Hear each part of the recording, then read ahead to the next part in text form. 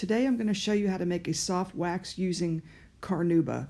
I have a very popular video up with DIY soft wax and have gotten great reviews, but I want to add this recipe because this has Carnuba, which is a harder wax, so it will give you more stain resistance.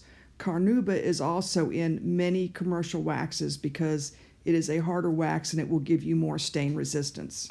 This is also a non-toxic wax, so it can be used around animals and children, and it can be applied indoors, and you can even use it on your skin. That is how safe it is. One of the most popular commercial waxes has a turpentine smell to it, and they say to use it outdoors. This wax is not like that. You can use this indoors as much as you want. At the end of this video, we will also do a stain resistance test and compare this wax to a very popular commercial wax. There are only 3 ingredients in this: baby oil or mineral oil, Carnuba wax, and beeswax, and you will need a canning jar that can be put into hot boiling water. This wax will cost you less than $5 to make versus $25 for the same amount of commercial wax. It has the same ingredients, less, and this is a non-toxic wax. Add 1/8 cup of Carnuba wax, 1/4 cup of beeswax.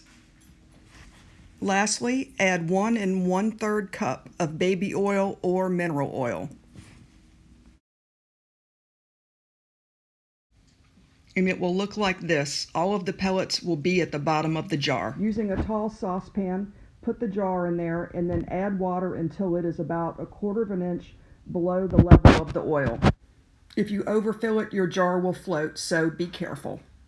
Set your heat on medium-high and be ready to stand over and watch the wax cook for about 10 to 15 minutes. The wax really won't start to melt until the water has started to boil, so just keep a watch on it until it starts to boil. As you start to see bubbles forming on the bottom of the pan, you can start to stir it a little bit. At this stage, I stir the wax every minute or two just to keep the temperature of the oil kind of even. Obviously, the oil and the water are very hot, so use a long utensil like a knife, or this is a teaspoon. As the water gets close to a boiling point, your wax pellets will look something like this, and they will just get smaller and smaller as the temperature gets hotter. Once the water gets to a rapid boil, the pellets are going to start to melt pretty quick. So I'm still stirring every minute or two when it starts to do this. I've got one little holdout pellet left to melt. As soon as this is done, we can take it off the heat. So this is what it should look like when all the pellets are melted. It's just a clear oil. Take your pot off the burner and just let it sit. Set a timer for 30 minutes and just let it cool down before you do anything else with it. Get a metal bowl or another pan and take a pot holder and put the oil into that other container and add ice to it until it is up to the level of the oil, and then add water again until it's about 1/2 inch below of the level of the oil. Once it's in the ice, it will start to cool down pretty quick, and you will start to see some white along the edges of the jar. When you see a white rim of wax start to form, you're going to want to put the lid on your jar, and you're going to want to start shaking this up. Shake it up for 30 to 60 seconds and then put it back in the water.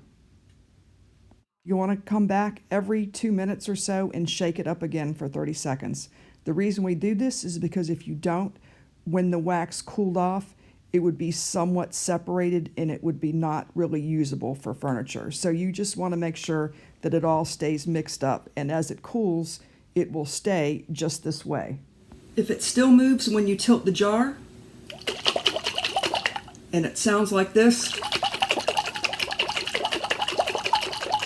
it's not done yet.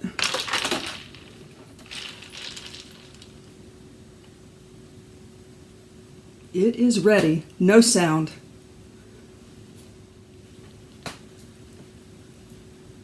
No sound anymore. So it is ready. That's what it looks like.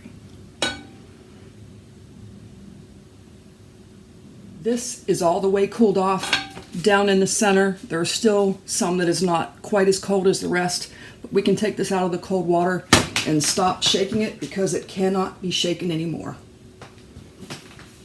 Now that my wax is room temperature, let's take a look at it. It's very workable and soft. This can be brushed on or it can be rubbed on. And just for comparison, this is a commercial wax, a fairly expensive one, and it has about the same consistency.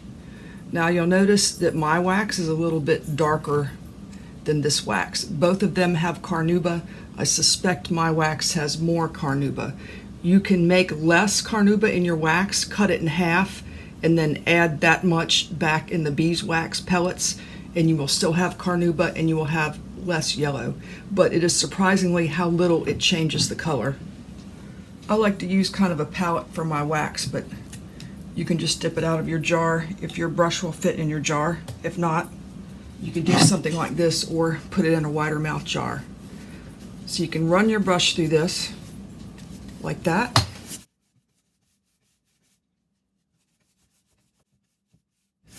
So brush it on.